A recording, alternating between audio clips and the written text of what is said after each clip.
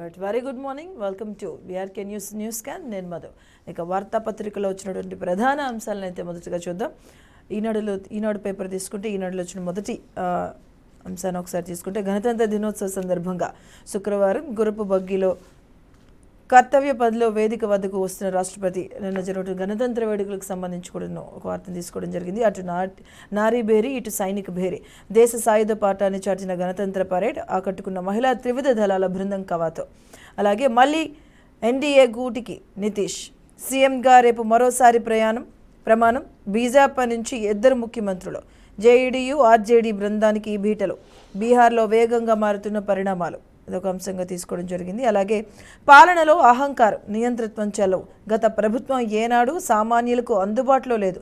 అందుకే ప్రజలు ఆ పాలనకు చర్మగీతం పాడారు. ప్రభుత్వ తొలి ప్రాధాన్యం సంక్షేమమే. గణతంత్ర వేడుకల్లో నిన్న గవర్నర్ తమిళిసై అయితే తీవ్రంగా గత ప్రభుత్వం పైన తీవ్ర వ్యాఖ్యలు చేయడం జరిగింది. గత ప్రభుత్వం ఏనాడు సామాన్యులకు అందుబాటులో లేదంటూ కూడా గతంలో కూడా గత అధికారంలో ఉన్నటువంటి బీఆర్ఎస్కి గవర్నర్కి మధ్య చాలా చోట్ల చాలా సందర్భాల్లో చాలా ఏళ్ళుగా విభేదాలు నడుస్తున్న విషయం అందరికీ తెలిసిందే. ఈ నేపథ్యంలో నిన్న గణతంత్ర వేడుకల్లో నేపథ్యంలో ఆవిడ మాట్లాడడం జరిగింది. ఆవిడ ఇచ్చిన స్పీచ్లో గత ప్రభుత్వాల గురించి అయితే విమర్శలు చేశారు. రాజ్భవన్లో ఉల్లాసంగా ఎట్ హోమ్. గవర్నర్ తమిళిసై ఆతిథ్యం. హాజరైన సీఎం, చీఫ్ జస్టిస్, మంత్రులు. అలాగే ధైర్యం, ఉదారత, వివేకం, ఉత్సాహం అనేవి విజయవంతమైన ప్రభుత్వానికి ఉండాల్సిన 4 ముఖ్యమైన లక్షణాలు. అయితే గత ప్రభుత్వం ఏనాడు సామాన్యులకు అందుబాటులో లేదు. కష్టం వస్తే ఎవరికి చెప్పుకోవాలో తెలియని పరిస్థితి ఉండేదని, రాజ్యాంగ స్ఫూర్తికి భిన్నంగా పాలకులు వ్యవహరించినప్పుడు ప్రజలే తమకు బుద్ధి చెప్తారంటూ తీవ్రంగా ఆవిడ వ్యాఖ్యలు అయితే చేయడం జరిగింది. అలాగే రేపు రాష్ట్రానికి అమిత్ షా. లోక్సభ ఎన్నికల కార్యాచరణపై 3 ప్రాంతాల్లో కీలక సమావేశాలు. లోక్సభ ఎన్నికలకు పార్టీని సంసిద్ధం చేసేందుకు బీజేపీ అగ్రనేత అమిత్ షా రాష్ట్రంలోని 3 కీలక ప్రాంతాలైన మహబూబ్ నగర్, కరీంనగర్, హైదరాబాద్లో ఆదివారం పర్యటించనున్నారు. ఇటుక పార్లమెంట్ ఎన్నికల నేపథ్యంలో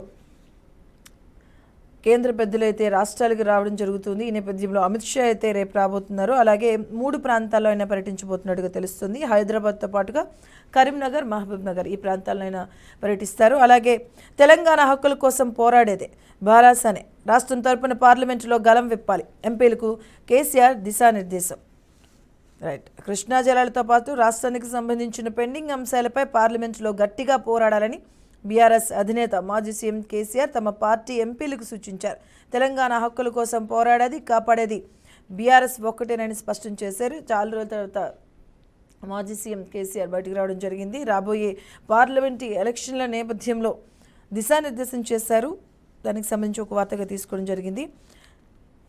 అవినీతి తిమంగళం శివబాలకృష్ణపై ఆమోదించిన దస్త్రాలపై నిఘా. వాటి నిగ్గు తేల్చేందుకు సాంకేతిక కమిటీ ఏర్పాటు యోచనలో సర్కార్. వట్టినాగులపల్లి భూ మార్పిడి ఉత్తర్వులపై ఆరా.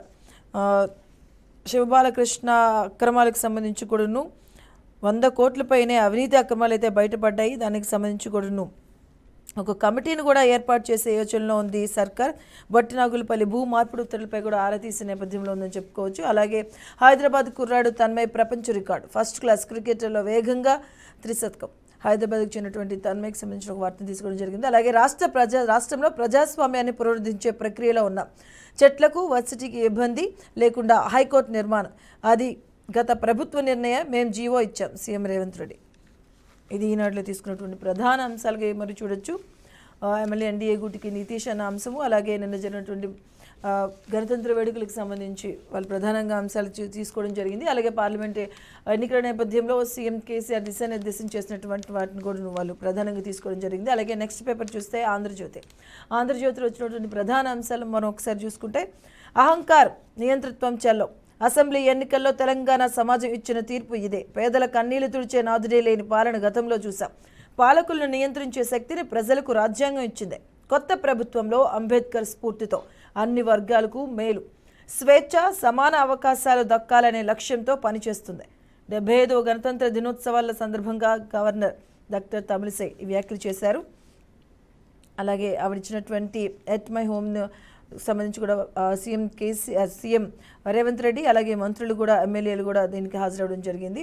నిన్న గణతంత్ర వేడుకలు కూడా అట్టహాసంగా జరిగాయి. గణతంత్ర వేడుకల్లో నారీ శక్తి అయితే అందరినీ ఆకట్టుకుంది. దేశ చరిత్రలో తొలిసారి త్రివిధ దళాలకు చెందినటువంటి పూర్తి స్థాయి మహిళా కంటింజెంట్ మార్చ్ అవ్వడం జరిగింది. రాకెట్ వ్యవస్థల ప్రదర్శన, బైక్ విన్యాసాలతో సత్తా చాటారు మహిళలు. మహిళా శక్తిని చాటేలా వివిధ రాష్ట్రాల శకటాలు కూడా, అలాగే వందే భారతం నారీ శక్తి పేరిట నృత్య ప్రదర్శనలో సంస్కృతిని చాటిన 1500 మంది డాన్సర్లు అయితే నృత్య ప్రదర్శన చేయడం జరిగింది. అలాగే ముఖ్య అతిథిగా ఫ్రాన్స్ అధ్యక్షుడు మేక్రాన్ అయితే హాజరవ్వడం జరిగింది. 40 ఏళ్ల తర్వాత వేడుకల్లో మళ్ళీ గుర్రపు బగ్గి మేక్రాన్తో కలిసి కర్తవ్య పథకు రాష్ట్రపతి ముర్ము వచ్చారు. 40 ఏళ్ల తర్వాత మళ్ళీ గుర్రపు బగ్గి అనేది కనిపించడం జరిగింది.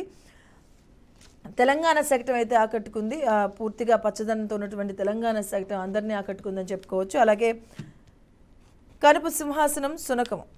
తెలంగాణ భవన్లో గణతంత్ర వేడుకల్లో కేటీఆర్ మాట్లాడినటువంటి వ్యాఖ్యలు. మంచి పదవిలోకి వచ్చిన నీచ మానవుల బుద్ధి మారదు. అధికారం చేపట్టి 45 రోజులైనా మమ్మల్ని తిట్టిపోస్తున్నారు. అలాంటి వారి గురించి మాట్లాడి నోరు పాడు చేసుకోవడం 45 రోజులైనా గత ప్రభుత్వాన్ని ఆడిపోసుకోవడమేనా? కాంగ్రెస్ పార్టీని బీజేపీ జాకీ పెట్టి లేపుతుంది. గవర్నర్కు కోదండరాం రాజకీయ నేపథ్యం కనిపించలేదా? రేవంత్ రెడ్డికి కాదు, రాష్ట్ర ప్రజలకు బాధ్యులుగా ఉండండి. బీఆర్ఎస్ వర్కింగ్ ప్రెసిడెంట్ కేటీఆర్ తీవ్రంగా నిన్న జరిగినటువంటి గణతంత్ర వేడుకల్లో ఆయన ఈ వ్యాఖ్యలు చేయడం జరిగింది. అలాగే త్వరలో ప్రజల్లోకి క్షేత్రస్థాయిలో బీఆర్ఎస్ బలంగా ఉంది. లోక్సభ ఎన్నికల్లో గట్టిగా పోరాడాలి. ప్రాజెక్టులను కృష్ణా బోర్డుకి ఇస్తే నష్టమే. దీన్ని ఉభయ సభల్లో ఖండించండి. ఎంపీలతో బీఆర్ఎస్ అధినేత కేసీఆర్. త్వరలోనే ఆయన కూడా ప్రజలకు వచ్చే యోచనలో కనిపిస్తుంది. ఏదైతే ఆయనకి జరిగినటువంటి 20 ఎముక సర్జరీ తర్వాత ఆయన నెమ్మదిగా రికవరీ అవుతున్నారు. నిన్న వారి నేతలతో ఆయన కలిసి మాట్లాడడం జరిగింది. పార్లమెంట్ ఎన్నికల నేపథ్యంలో వారికి దిశానిర్దేశం చేశారు కేసీఆర్. అలాగే కాళేశ్వరంపై చెరోదారి ప్రాజెక్టుపై సమగ్ర విచారణకు సీఎం ఆదేశం. మేడిగడ్డకే పరిమితం కావాలి అంటున్న మంత్రి. లోతైన విచారణతోనే అన్ని ఆరోపణలపై వాస్తవాలు వెలువడతాయని భావిస్తున్న ముఖ్యమంత్రి. 20 రోజుల్లోనే నివేదిక ఇవ్వాలంటున్న మంత్రి. ఎటూ తేల్చుకోలేని విచారణ అధికారులు. చివరకు ముఖ్యమంత్రి రేవంత్ ఆదేశాల అమలుకే నిర్ణయం.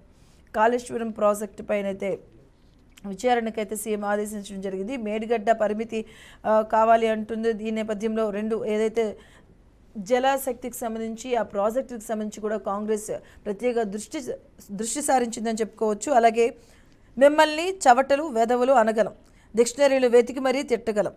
మీవి విలువలు లేని రాజకీయాలు. బీజేపీ బీఆర్ఎస్ది ఫెవికాల్ బంధం. కోదండరాంను మేం గౌరవించాం.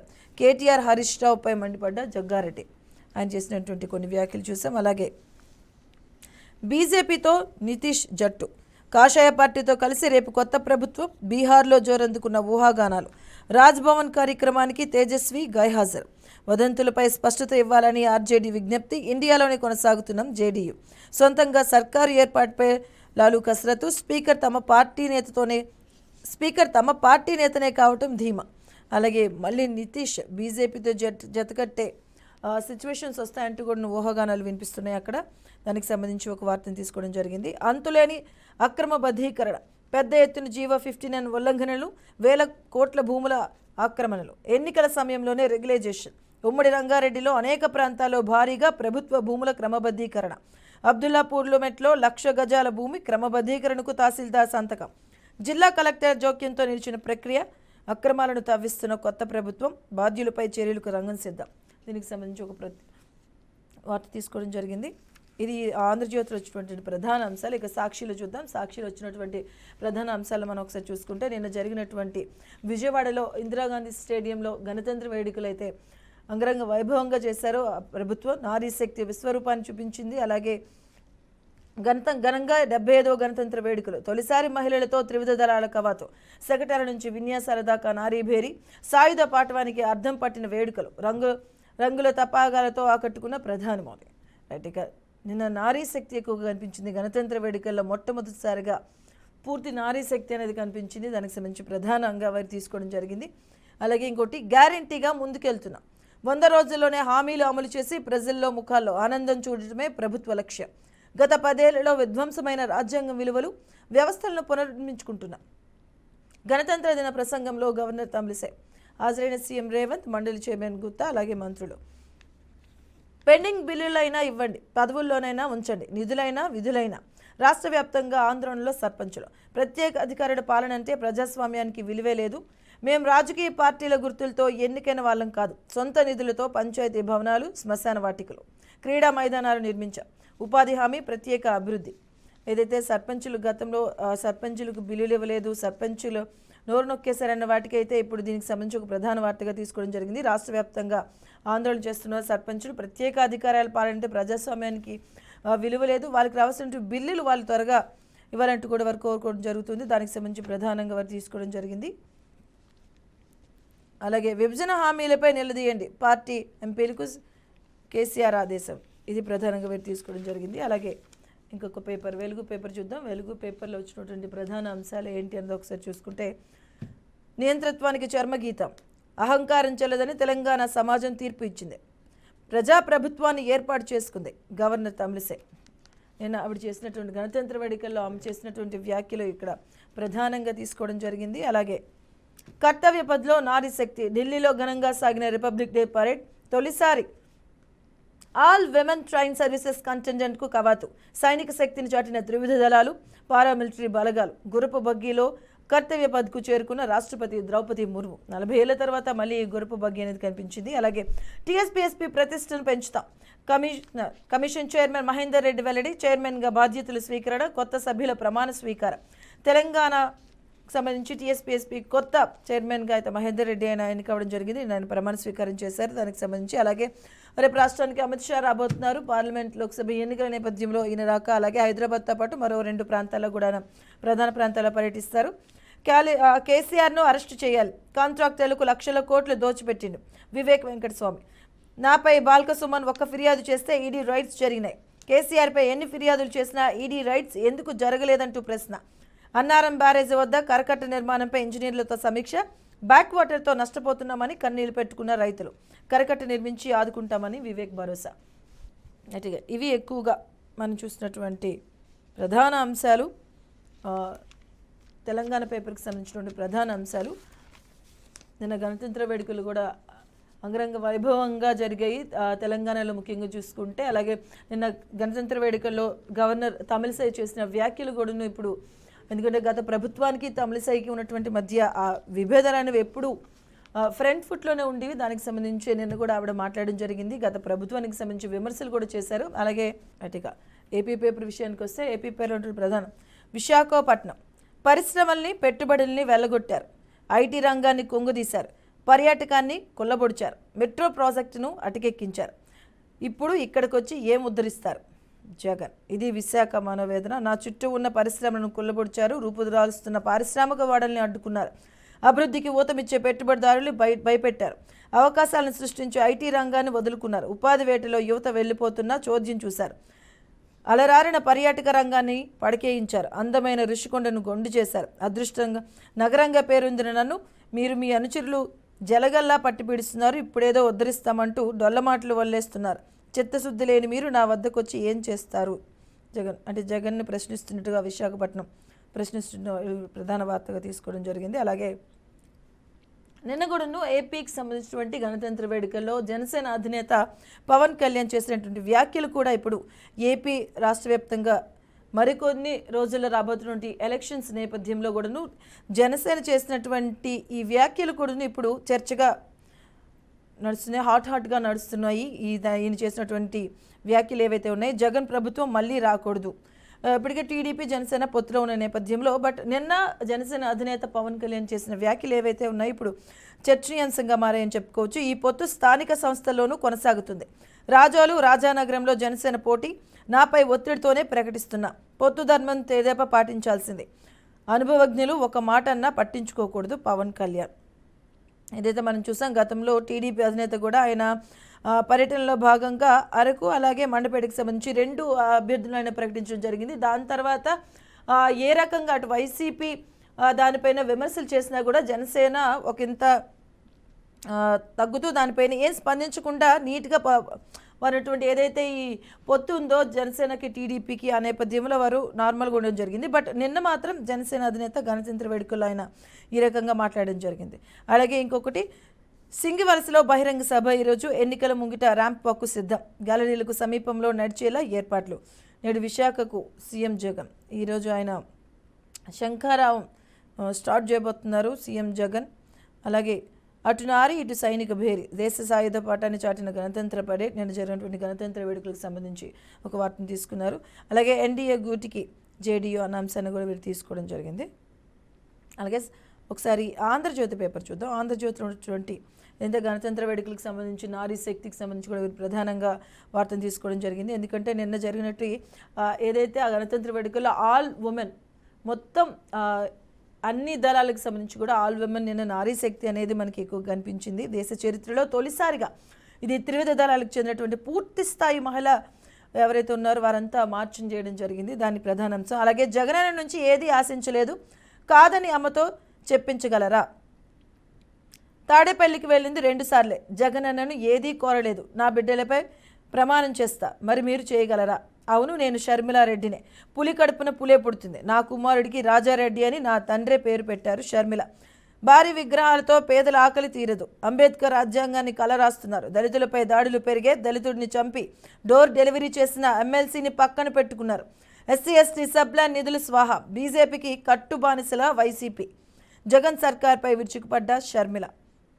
ఇప్పుడు ఏపీ రాజకీయాల్లో షర్మిల ఒక సెంటర్ ఆఫ్ అట్రాక్షన్గా మారింది అని చెప్పడానికి ఇవి చేస్తున్నట్టు వ్యాఖ్యలు కూడా ఒక ఉదాహరణ చెప్పుకోవచ్చు. అలాగే పద్మవిభూషణ్లు చిరంజీవి వెంకయ్యనాయుడు గూడను ఆయన కలవడం జరిగింది. ఆ నేపథ్యంలో ఒక వార్త తీసుకోవడం జరిగింది. పొత్తుతోనే ముందుకు, ఒంటరిగా వెళ్తే సీట్లు వచ్చినా ప్రభుత్వం రాదు, పవన్. రాజోలు రాజానగరం స్థానాలు మనకే, 2024లో జరిగిన సర్కారుకు కనబడకూడదు. దీనికి సంబంధించి ప్రధాన అంశంగా వారు తీసుకోవడం జరిగింది. అలాగే సాక్షి చూద్దాం ఒకసారి. సాక్షిలో నేను చేసినటువంటి వ్యాఖ్యలకు సంబంధించి అలాగే సరైనది ఒకసారి మనం చూస్తే గణతంత్ర వేడుకలకు సంబంధించి వీరు ప్రధానంగా ఒక వార్తనైతే తీసుకోవడం జరిగింది. నిన్న జరిగినట్టు ఏదైతే అంబరంగా జరిగాయో ఆ గణతంత్ర వేడుకలకు సంబంధించి. అలాగే దొంగ ఓట్లు పచ్చ నోట్లు, పర్చూరులో టీడీపీ ప్రలోభాల పర్వం, ఎమ్మెల్యే ఏలూరు నిర్వాహకాల వెలుగులోకి, నోవా అగ్రిటెక్ కేంద్రంగా నల్లధనం పంపిణీ, పోలింగ్ బూతుల వారీగా ఓటర్లకు ఎరా, డిఆర్ఐ తనిఖీల్లో ఆధారాలతో బట్టబయలు. దీనికి సంబంధించిన ఒక వార్తనైతే తీసుకోవడం జరిగింది. అలాగే ఈరోజు భీమిల్లో ఎన్నికల శంఖారావుని పూరించనున్నారు ముఖ్యమంత్రి వైఎస్ జగన్. 175కు 175 అసెంబ్లీ, 25కు 25 లోక్సభ స్థానాల్లో గెలిపే లక్ష్యం. టీడీపీ జనసేన పొత్తులో జిత్తులు, కుతంత్రాలను చిత్తు చేసేందుకు శ్రేణులకు దిశానిర్దేశం. రైట్, ఇవి ఆంధ్రప్రదేశ్కి సంబంధించిన ప్రధాన వార్తాపత్రికలు వచ్చినటువంటి ప్రధాన అంశాలు.